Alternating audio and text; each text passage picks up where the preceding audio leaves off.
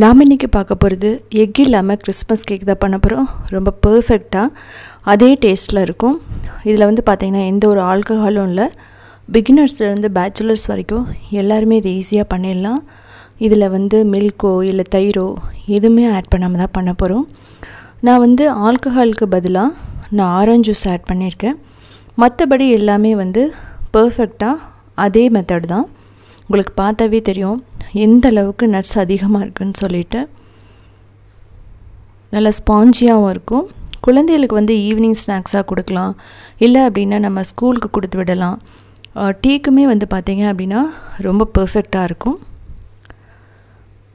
So இதில் ஒரு சின்ன சின்ன டிப்ஸை ஃபாலோ பண்ணிங்க அப்படின்னா நம்ம கடைகளில் கிடைக்கிற அதே நம்ம வீட்டில் பண்ணலாம். இப்போ இதுக்கு தேவையான பொருட்கள்னால் முந்திரி, அதுக்கப்புறம் அக்ரூட்டுன்னு சொல்லுவோம், பிளாக் கிரேப்ஸ், கருப்பு திராட்சை, செரி, அதுக்கப்புறம் பாதாம், பிஸ்தா, உங்கள்கிட்ட எந்தெந்த நட்ஸ் இருக்கோ எல்லாமே யூஸ் பண்ணிக்கலாம். பம்கின், மெலோன் சீட்ஸ் எல்லாமே. அதுக்கப்புறம் திராட்சை, டேட்ஸ் வந்து ரொம்ப முக்கியம், சின்ன சின்னதாக கட் பண்ணிக்கோங்க, டூட்டி ஃப்ரூட்டி. ஸோ இதுதான் இதுக்கு தேவையான பொருட்கள். ஸோ நான் கிளியராக கொடுத்துருக்கேன். இதை வந்து நம்ம ஊற வைக்கணும். ஸோ அதுக்கு வந்து பார்த்திங்க அப்படின்னா நம்ம வந்து ஆரஞ்சு ஜூஸ் எடுத்துருக்கோம். அதில் ஜாம் போட்டுக்கலாம், ஸ்ட்ராபெரி ஜாம் பர்ஃபெக்டாக இருக்குது. 2 டேபிள் ஸ்பூன் நெய் ஊற்றிக்கலாம், 2 டேபிள் ஸ்பூன் தேன். இதை வந்து நல்லா மிக்ஸ் பண்ணிவிடுங்க. கிட்டத்தட்ட 30 நிமிஷத்துலேருந்து 3 மணி நேரம் வரைக்கும் இதில் வந்து ஊற வைக்கலாம்.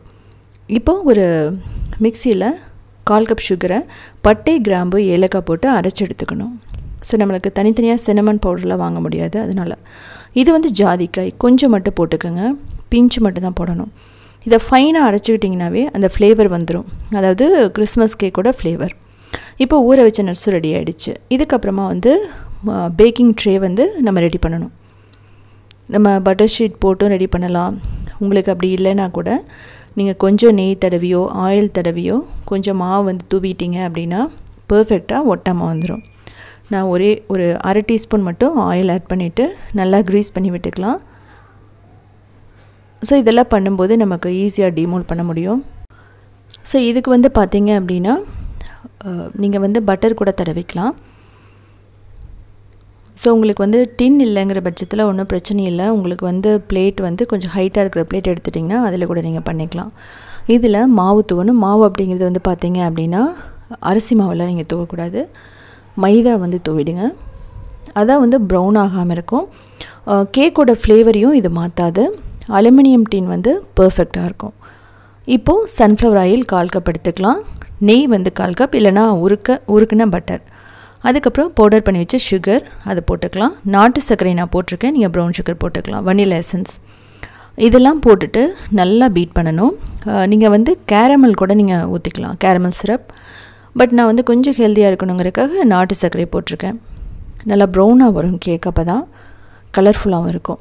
இப்போ மைதா 1/2 கப் போட்டுக்கலாம். இதுக்கு வந்து நீங்கள் கோதுமை மாவு கூட போட்டுக்கலாம். அதுக்கப்புறம் 1/4 கப் கொக்கோ பவுடர் போட்டுக்கலாம். அதுக்கப்புறம் பேக்கிங் சோடா, பேக்கிங் பவுடர், கொஞ்சம் மட்டும் சால்ட்டு, அப்புறம் ட்ரை ஜிஞ்சர் பவுடர், அதாவது சுக்குப்பொடி, இதையும் போட்டுட்டு நல்ல கட்டி இல்லாமல் சளிச்சு எடுத்துக்கணும். இது வந்து ரொம்ப முக்கியம். கட்டி இருந்துச்சு அப்படிங்கும்போது நமக்கு கேக் சாப்பிடும்போது வரமாவு வரும். அதுக்காக தான் நம்ம அந்த லம்ஸ் எல்லாம் இல்லாமல் நல்லா சளிச்சு எடுத்துக்கிறது.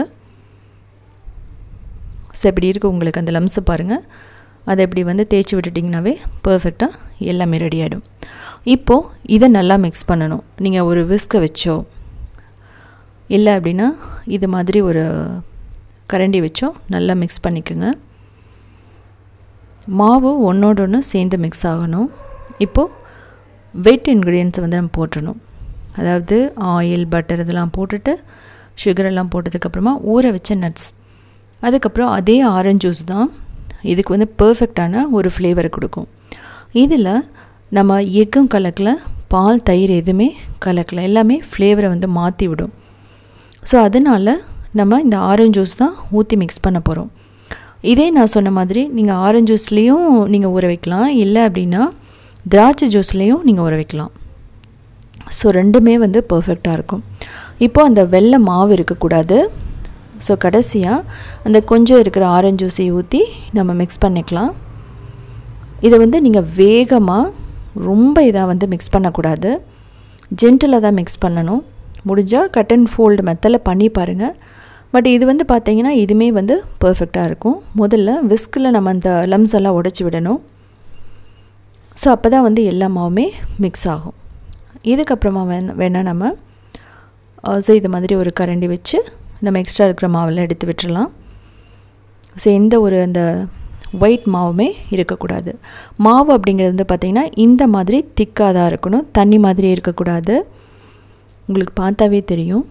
இப்படி இருந்தால் மட்டும்தான் நமக்கு பர்ஃபெக்டாக கடையில் கிடைக்கிற அதே மாதிரி நமக்கு வீட்டில் கிடைக்கும். ஸோ இந்த திக்னஸோட நம்ம ஒரு பட்டர் ஷீட் ட்ரேயில் போட்டுடலாம். உங்களுக்கு தெரியும் சைடில் மாவெல்லாம் நான் தூவி ரெடி பண்ணி வச்சதுனால இது ஈஸியாக டீமோல்ட் ஆகிடும். ஸோ இப்போ இதை வந்து என்ன பண்ணுங்கன்னா ஈவனாக ஸ்ப்ரெட் பண்ணி விட்டுருங்க. ரொம்ப ப்ரெஷர் கொடுக்க வேணாம், ஜென்டிலாக பண்ணுங்கள். இது வந்து பார்த்திங்கன்னா அவன் ஓடிஜியில் பண்ணலாம். முதல்ல அவனையும் ஓடிஜியும் நீங்கள் 250 டிகிரியில் கிட்டத்தட்ட 10 மினிட்ஸ் ப்ரீ ஹீட் பண்ணிக்கணும். அதுக்கப்புறம் 50 to 60 மினிட்ஸ் வந்து நீங்கள் 180 டிகிரியில் பேக் பண்ணி ஆகணும். இடையில எடுத்து நீங்கள் செக் பண்ணிக்கலாம். மேலே வந்து உங்களுக்கு என்ன ஃப்ரூட்ஸ் இருக்கோ அதை வந்து நீங்கள் தூவிக்கலாம். இதே கடாய் ப்ரெஷர் குக்கர்னால் கிட்டத்தட்ட 5 நிமிஷம் மீடியம் ஃப்ளேமில் ப்ரீ ஹீட் பண்ணுங்கள்.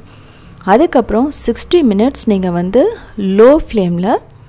லோ மீடியம் ஃப்ளேமில் வச்சுட்டு 60 மினிட்ஸ் நீங்கள் என்ன பண்ணணும்னா குக் பண்ணணும்.